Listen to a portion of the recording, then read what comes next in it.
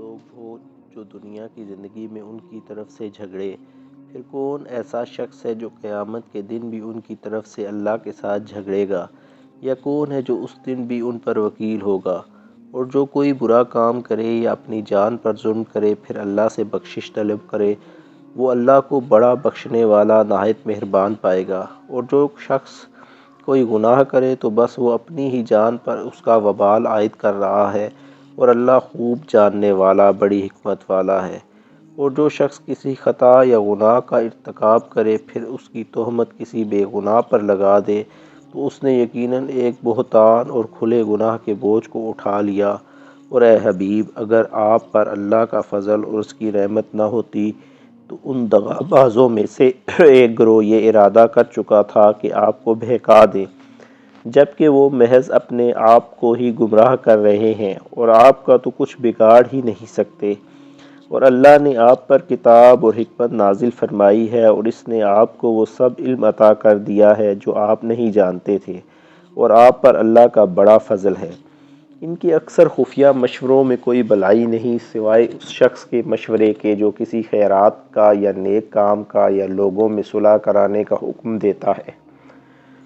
اور جو کوئی یہ کام اللہ کی رضا جوئی کے لیے کرے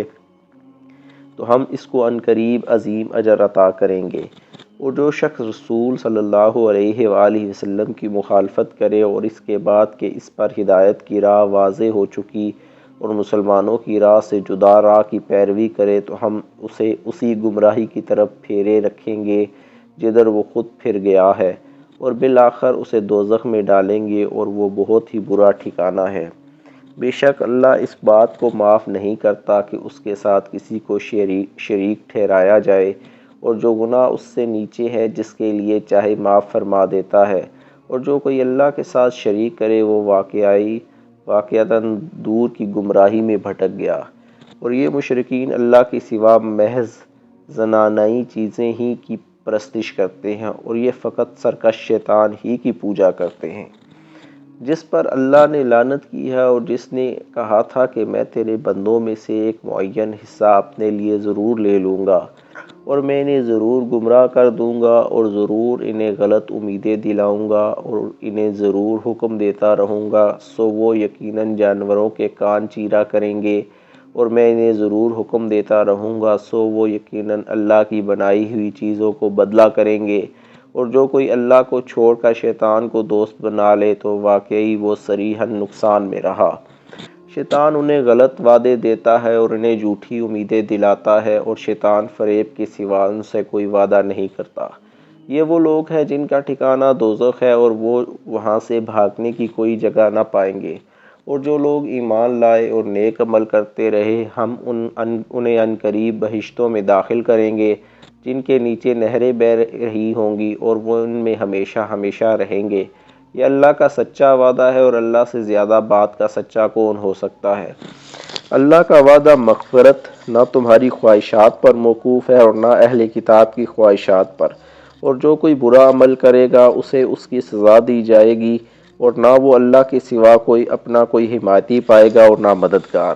اور جو کوئی نیک اعمال کرے گا خواہ مرد ہو یا عورت، درآ حال کہ وہ مومن ہے، پس وہی لوگ جنت میں داخل ہوں گے، اور ان کی تل برابر بھی حق تلفی نہیں کی جائے گی۔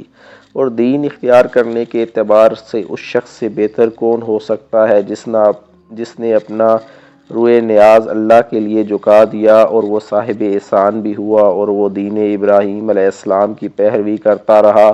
جو اللہ کے لیے یکسو اور راست رو تھے۔ اور اللہ نے ابراہیم علیہ السلام کو اپنا محض مخلص دوست بنا لیا تھا، سو وہ شخص بھی حضرت ابراہیم علیہ السلام کی نسبت سے اللہ کا دوست ہو گیا۔ اور سب اللہ ہی کا ہے جو کچھ آسمانوں میں اور جو کچھ زمین میں ہے،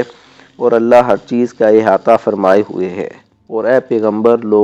لوگ آپ سے یتیم عورتوں کے بارے میں فتویٰ پوچھتے ہیں، آپ فرما دیں کہ اللہ تمہیں ان کے بارے میں حکم دیتا ہے، اور جو حکم تم کو پہلے سے کتاب مجید میں سنایا جا رہا ہے وہ بھی ان یتیم عورتوں ہی کے بارے میں ہے جنہیں تم وہ حقوق نہیں دیتے جو ان کے لیے مقرر کیے گئے ہیں، اور چاہتے ہو کہ ان کا مال قبضے میں لینے کی خاطر ان کے ساتھ خود نکاح کر لو، اور نیز بے بس بچوں کے بارے میں بھی حکم ہے کہ یتیموں کے معاملے میں انصاف پر قائم رہا کرو، اور تم جو بھلائی بھی کرو گے تو بے شک اللہ اسے خوب جاننے والا ہے۔ اور اگر کوئی عورت اپنے شوہر کی جانب سے زیادتی یا بے رغبتی کا شکار رکھتی ہو تو دونوں میاں بیوی پر کوئی حرج نہیں کہ وہ آپس میں کسی مناسب بات پر صلح کر لیں، اور صلح حقیقت میں اچھی چیز ہے، اور طبیعتوں میں تھوڑا بہت بخل ضرور رکھ دیا گیا ہے، اور اگر تم احسان کرو اور پرہیزگاری اختیار کرو تو بے شک اللہ ان کاموں سے جو تم کر رہے ہو اچھی طرح خبردار ہے۔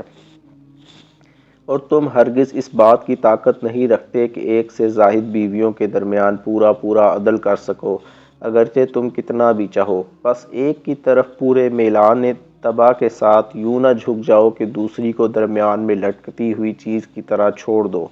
اور اگر تم اصلاح کر لو اور حق تلفی اور